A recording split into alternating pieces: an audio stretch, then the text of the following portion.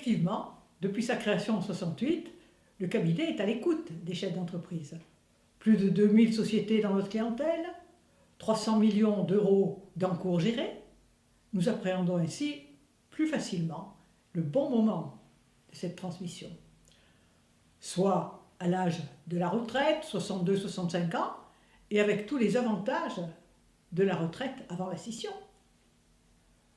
Soit les jeunes cédants, 45 ans environ, pour changer de vie ou entreprendre un nouveau challenge. En définitive, c'est lorsqu'il y a une fenêtre favorable qu'il faut analyser la situation. Et l'année 2019 est une où les entreprises sont en général en progression. Eh bien, aider à la préparation de la vente, de la scission ou de la transmission, en synergie avec les conseils de l'entreprise, soit 3 à 4 ans avant l'échéance. Et le plus important, c'est de définir la méthode qui correspond aux souhaits personnels du chef d'entreprise.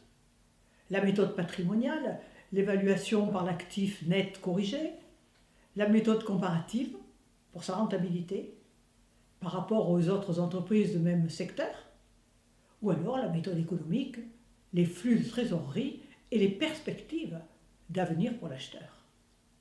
Oh, c'est comme la bourse. Il faut une fenêtre favorable et surtout des éléments porteurs.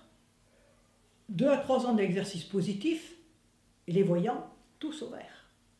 Ne pas rêver, trouver une valeur qui soit dans le marché, que celle-ci soit finançable par les acquéreurs, qu'elle lui rapporte au niveau de sa valorisation, mais également bien identifier les futurs acquéreurs et leurs moyens.